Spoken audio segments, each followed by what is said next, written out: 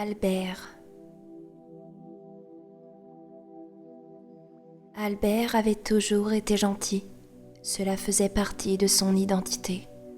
Il était celui sur qui l'on pouvait compter, qui ne critiquait jamais, qui rendait service dès qu'il le pouvait. Albert aimait que les autres le trouvent gentil. Cela lui donnait l'impression d'être quelqu'un de bien.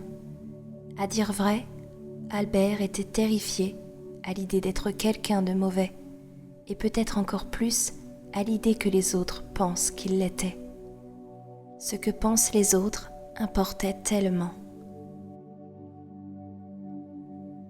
Chaque samedi après-midi, il rendait visite à sa voisine de palier, une veuve octogénaire, délaissée par les siens et a fortiori cruellement seule. À chacune de ses visites, elle le gavait d'une nourriture répugnante qu'il se forçait toujours à manger pour ne pas la blesser, allant même jusqu'à en redemander pour être sûr de la satisfaire. Ces petits rendez-vous hebdomadaires étaient alors l'occasion pour la vieille dame d'exposer ses idées théologiques. « Tu vois, mon petit, moi je n'ai jamais cru en Dieu et je n'y croirai jamais. Ce ne sont que des balivernes pour endormir les plus naïfs, moi je le sais. Je suis peut-être vieille, mais pas naïve. Tu n'es pas d'accord avec moi, mon petit ? Oh, ton assiette est vide. Veux-tu que je te resserve encore un peu de ragoût de porc ?» Et Albert d'acquiescer docilement aux deux questions. Pourtant, il croyait en Dieu et accordait une grande importance à sa religion. Il se sentait coupable de pécher de la sorte, mais il était dans l'impossibilité de contrarier sa voisine. Elle était si vieille. Tous les dimanches, Albert allait à la pêche avec un de ses collègues de travail. Il avait un jour eu le malheur d'évoquer à la pause café ses doux souvenirs d'enfance à traquer le poisson. Cela ne tomba pas dans l'oreille d'un sourd. Jean, des ressources humaines, grand amateur de pêche, fut complètement surexcité à l'idée d'avoir enfin trouvé un compagnon avec qui il pouvait s'adonner à cette discipline qu'il qualifiait sans exagération de philosophie magique.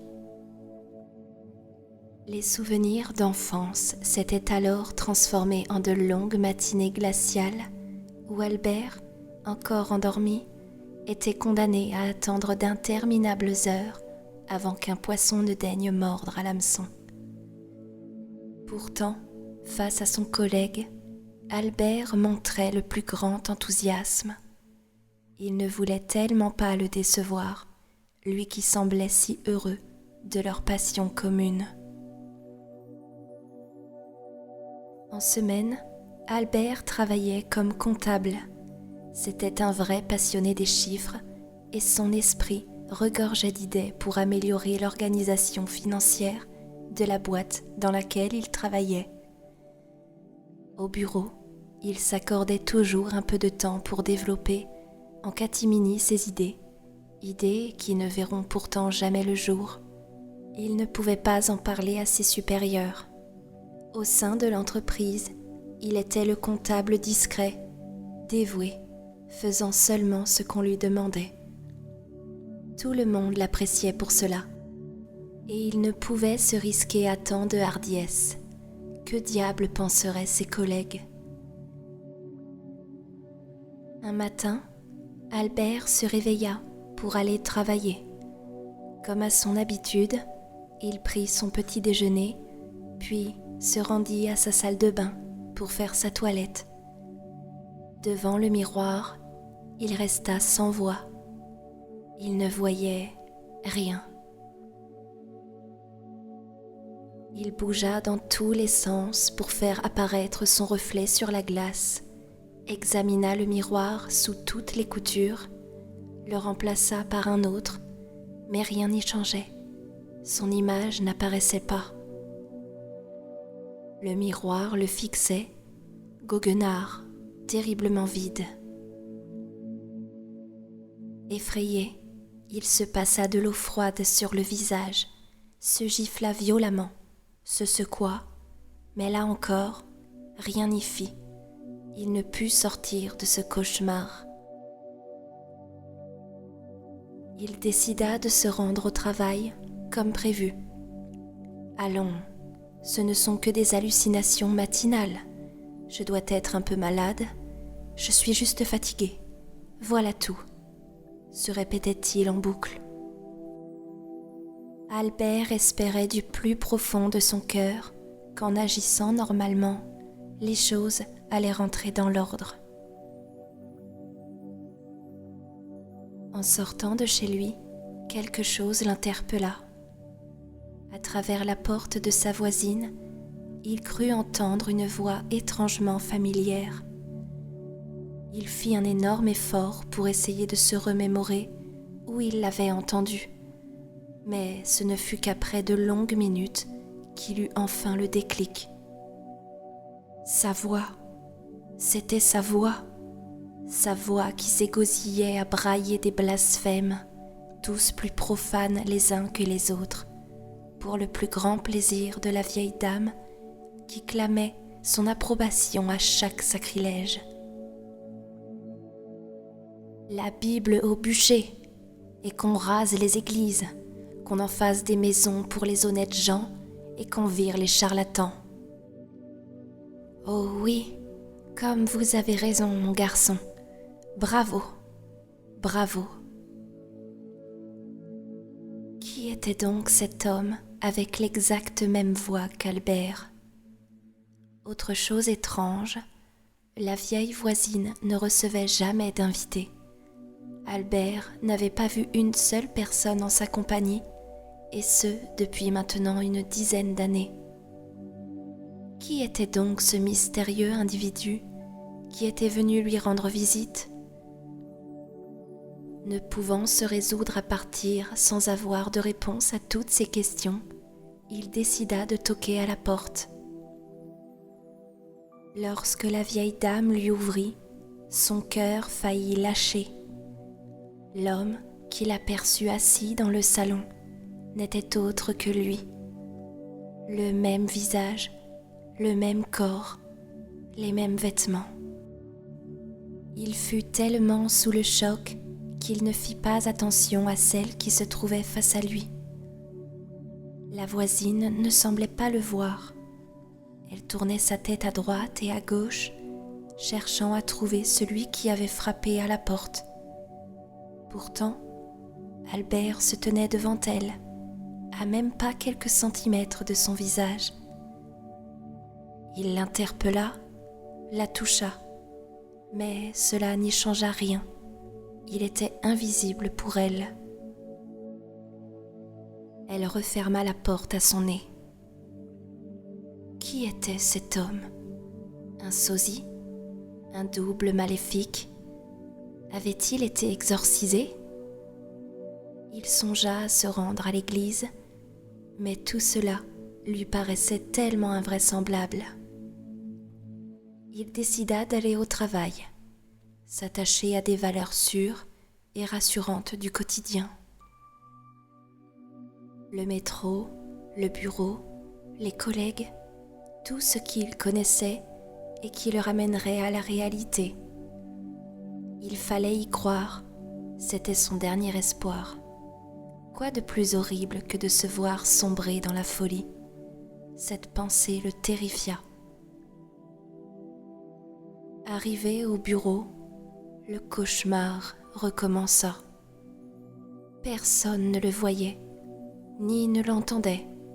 Pire encore, il se revit une seconde fois. Une dizaine de photographies étaient étalées sur la table, près de la machine à café.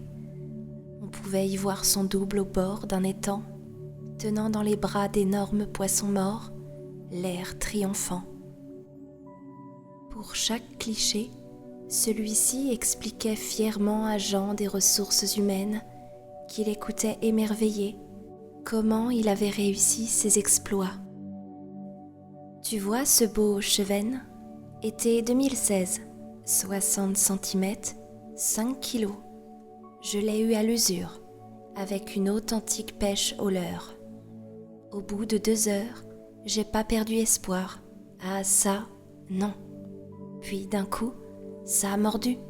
J'ai tiré puis, bam! L'un de mes plus beaux souvenirs de pêche. La pêche, c'est une leçon de vie.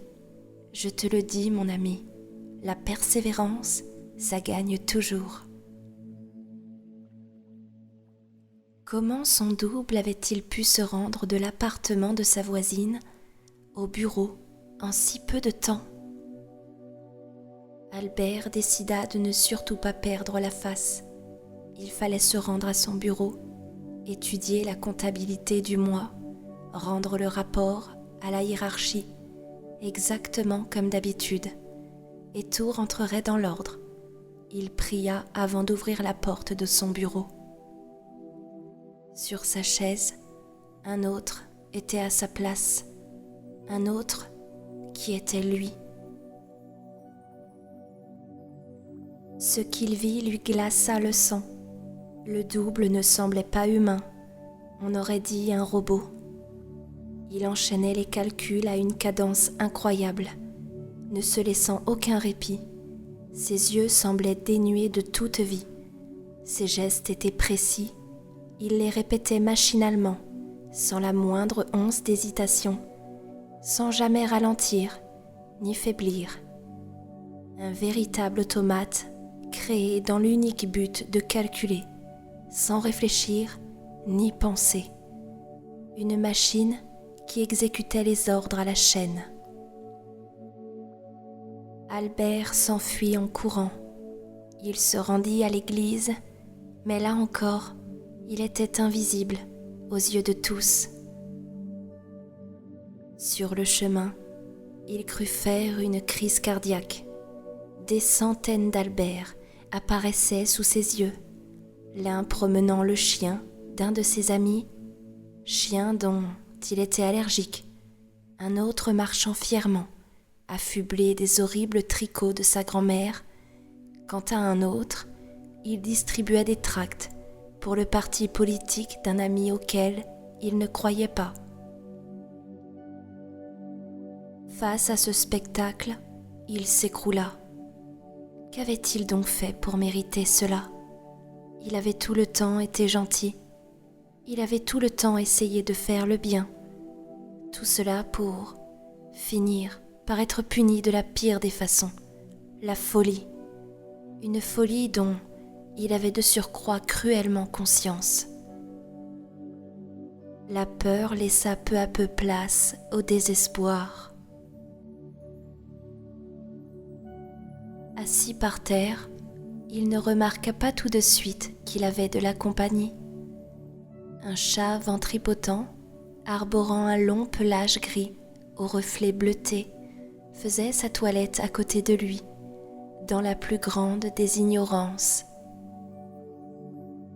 Albert ne mit pas tout de suite l'indifférence du félin sur le compte de son invisibilité. Il se l'était expliqué tout simplement par le fait qu'il s'agissait là d'un chat. Les chats ne faisant jamais semblant, s'ils voulaient vous ignorer, alors ils vous ignoraient, sans aucune vergogne, quand bien même vous étiez celui qui les nourrissait. Ils ne servaient de vous sans rien vous donner en échange, et ce, sans aucune gêne. Les chats ne cherchaient pas à être mignons ou à vous plaire. Pourtant, tout le monde les admirait. Peut-être est-ce même là l'essence de leur charme. Leurs indifférences nous attiraient. Fuis-moi, je te suis-moi, je te fuis. Albert songea ô combien il n'était pas chat. Au contraire, il était un chien, un bon toutou, tendant la patte, remuant la queue et vous faisant les yeux ronds pour obtenir quelques caresses. Toute sa vie, il avait œuvré pour plaire aux gens. Il s'était adapté à chacun, devenant celui qu'ils attendaient qu'il soit. Tantôt un grand amateur de pêche, tantôt un militant anti-religion, tantôt un petit employé robot qui se contente d'obéir aux ordres et qui se refuse toute prise d'initiative. Mais jamais lui. Qui était-il vraiment au fond ? À force d'avoir fait semblant, il ne pouvait répondre. Il savait juste qu'il était gentil.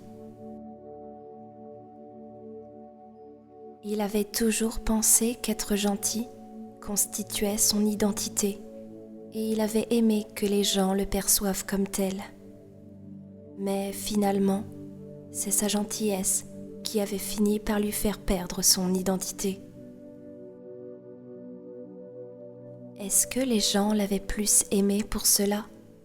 Il n'en était même pas sûr. On préférera toujours le chat majestueux et dédaigneux. On prendra toujours un peu de haut celui qui fera tout pour vous plaire, pour la simple et bonne raison qu'il s'agit là d'un aveu de faiblesse.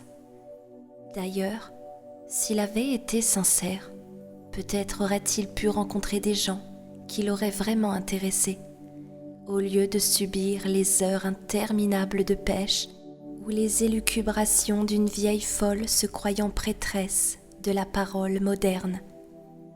Plaire à tout le monde, c'est plaire à n'importe qui. À présent qu'il était invisible, il n'avait plus personne à qui plaire. Des centaines de lui s'en chargeaient à sa place. D'une certaine façon, il était libre. Ce qu'il prenait pour une malédiction était peut-être la chance de sa vie. Disparaître pour mieux réapparaître. Il allait enfin pouvoir se redécouvrir, apprendre à savoir qui il est vraiment, et peut-être, une fois son identité retrouvée, pourrait-il récupérer son corps.